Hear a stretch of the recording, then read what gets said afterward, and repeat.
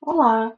Nesta aula, nós vamos conversar sobre o uso de tecnologias digitais no ensino de matemática, suas potencialidades e desafios no ensino fundamental.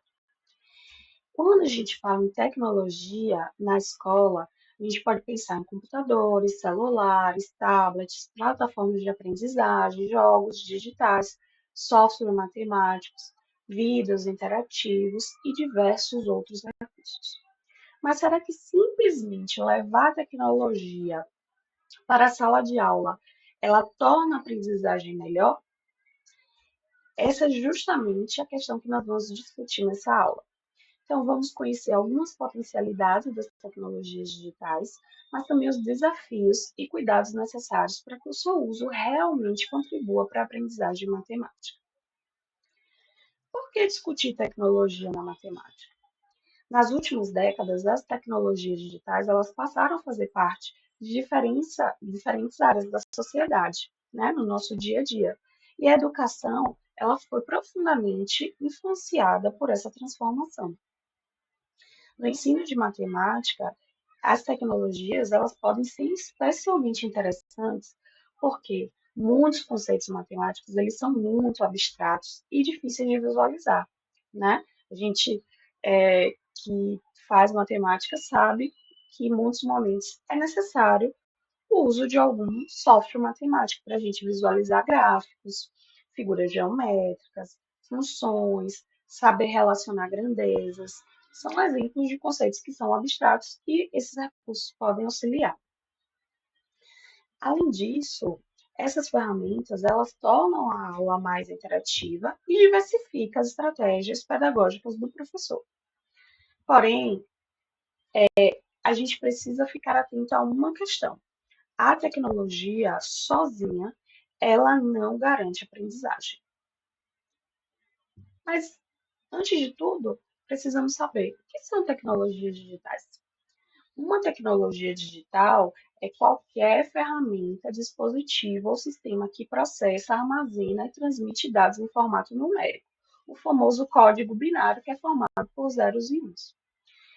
Aqui nós temos diversos exemplos de tecnologias digitais, como softwares, jogos, atividades gamificadas, aplicativos, vidas e objetos digitais, ambientes virtuais de aprendizagem, diversos recursos que já fazem até parte da nossa rotina, do nosso dia a dia, seja na sala de aula, seja na nossa vida social.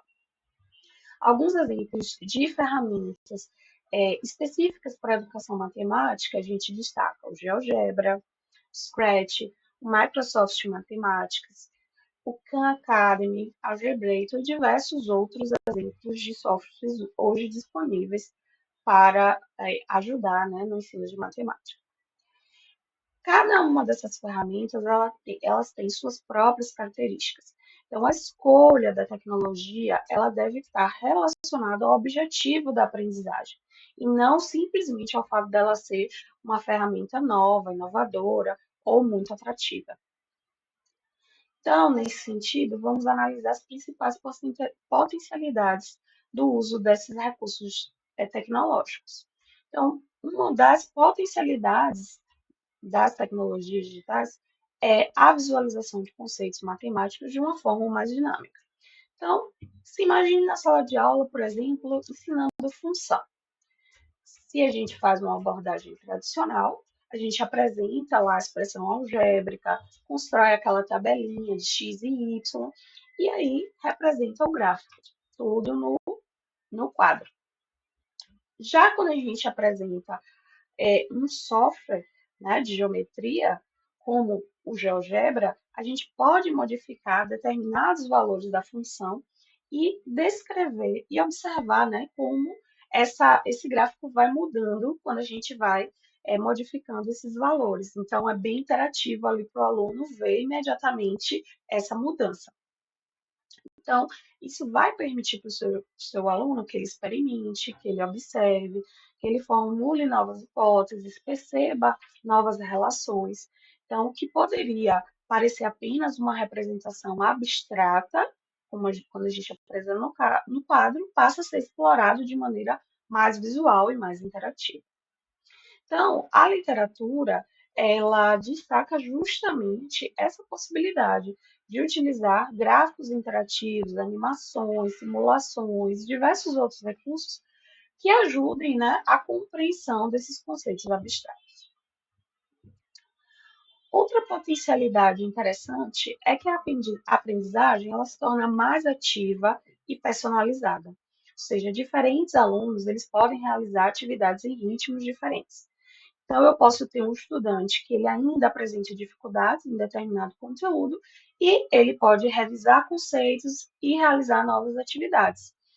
Enquanto um outro estudante que já está mais avançado naquele mesmo conteúdo, ele pode avançar em desafios mais complexos.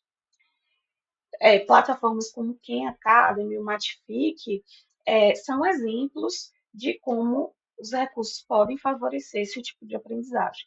São ferramentas que vocês podem estar utilizando.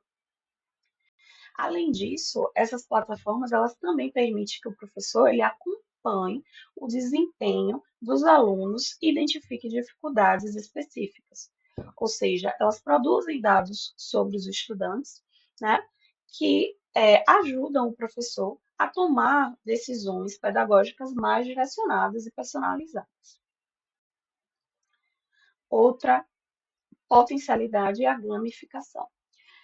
A gamificação ela tem um aspecto muito importante, que é o engajamento dos alunos. Jogos, quizzes, desafios, sistemas de pontuação, eles tornam a experiência de aprendizagem muito mais dinâmica, né? Que faz com que o seu aluno se engaje muito mais. Só que gamificar não é simplesmente levar um jogo para a sala de aula. Gamificar ela significa utilizar elementos dos jogos dentro de uma atividade pedagógica, ou seja, elementos como os desafios, os níveis, as recompensas, pontuações, missões, entre outros, eles devem ser utilizados com o objetivo daquela aprendizagem, ou seja, atrelado ao objetivo de aprendizagem. Além disso, a gamificação ele também ajuda muito no processo de resolução de problemas.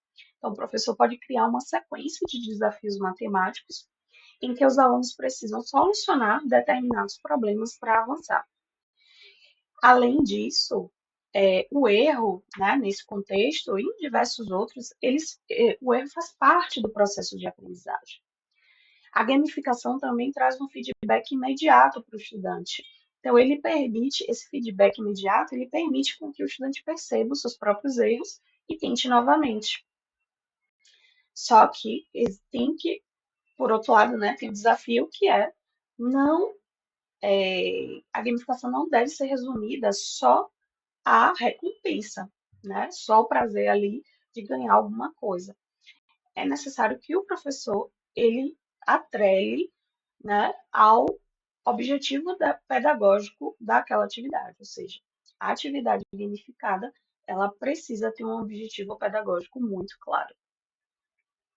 Ok, pessoal?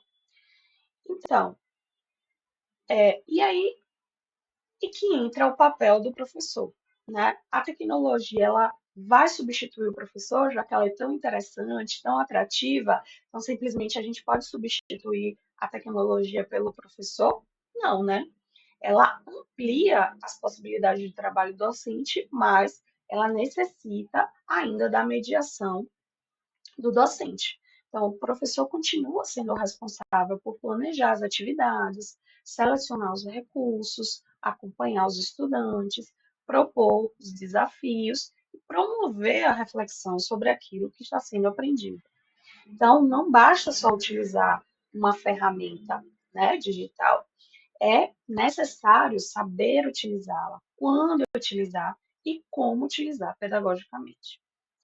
Né? A literatura, diversos autores destacam que a presença da tecnologia ela não garante uma integração pedagógica. É necessário a formação docente e o espaço para experimentação e reflexão.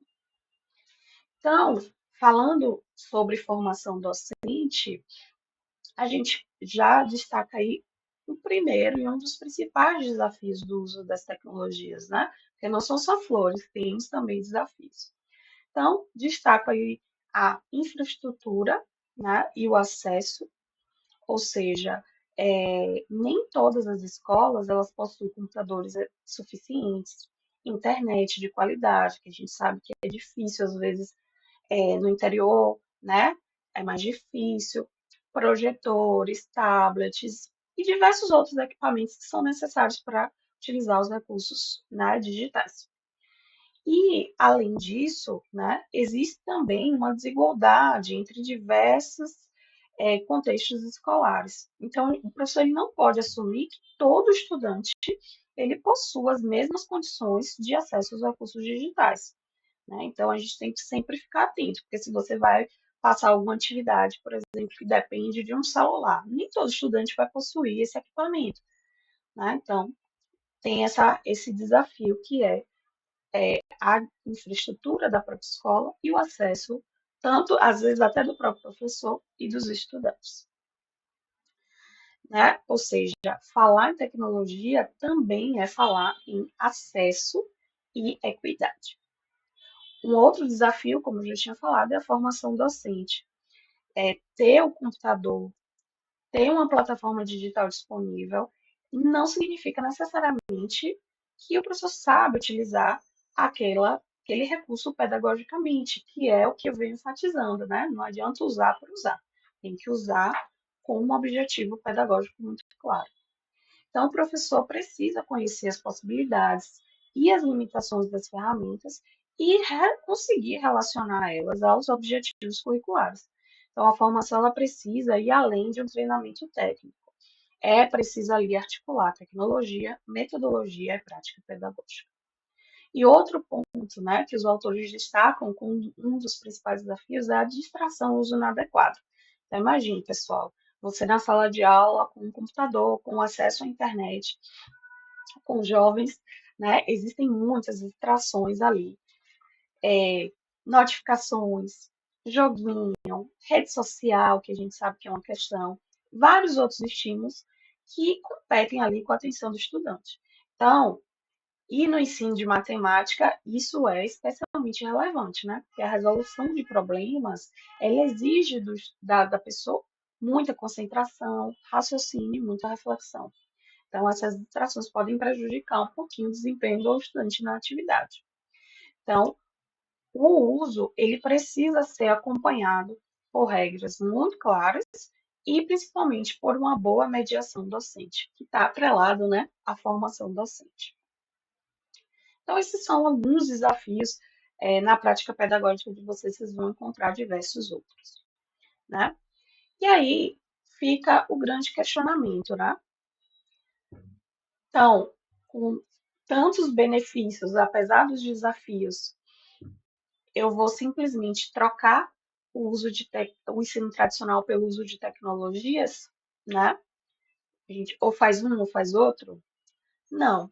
Diversos autores falam que não é preciso escolher entre uma e outra. É justamente o contrário. É usá-las ao mesmo tempo, porque o ensino tradicional ele ainda possui contribuições importantes, como a sistematização dos conceitos, organização lógica dos conteúdos, resolução orientada de exercícios e diversos outros benefícios, assim como a gente já falou dos benefícios dos usos das tecnologias, né, que amplia é, as possibilidades. Então, a principal alternativa, a melhor alternativa para o professor é combinar essas estratégias. Então, por exemplo, o professor pode inicialmente apresentar um conceito e discutir seus fundamentos de forma tradicional e depois colocar os estudantes para utilizar um software para explorar esse conceito de uma forma mais dinâmica. E, em seguida, voltar, né, para o papel e para o lápis para registrar, sistematizar e resolver novos problemas. Então, é um exemplo, né, de como a gente pode integrar essas diferentes estratégias pedagógicas. Em muitos casos, esse modelo é chamado de modelo híbrido, né, porque une aí os dois modelos, o ensino tradicional e o ensino através das tecnologias digitais, né? Então, pessoal, é isso. Para finalizar, a gente pode dizer que as tecnologias digitais elas não devem ser vistas como substitutas do ensino tradicional, né? Como a gente acabou de ver. Então, elas devem ser compreendidas como aliadas do professor, capazes de ampliar as possibilidades de ensinar e aprender matemática. No entanto, para que isso aconteça, é preciso muito planejamento, é preciso cobrar formação docente, é preciso cobrar a infraestrutura das escolas, né, e um uso crítico e intencional desses recursos. Não pode usar só por usar. Então, os resultados positivos, eles não acontecem automaticamente, né? Só porque eu usei a tecnologia. Eles dependem, né, de como esses recursos são integrados, né, ao currículo, mediados pelo professor e relacionados aos objetivos pedagógicos. Então, assim, mais importante, né, do que utilizar a tecnologia, porque por ser algo moderno, ela é utilizar quando ela realmente vai acrescentar algo para o processo de aprendizagem. Ou seja, a tecnologia não é o objetivo da educação. Ela é uma ferramenta a serviço da aprendizagem. Certo, pessoal? Então, espero que vocês reflitam sobre isso, né? Leiam o material lá disponível no AVA e até a próxima aula.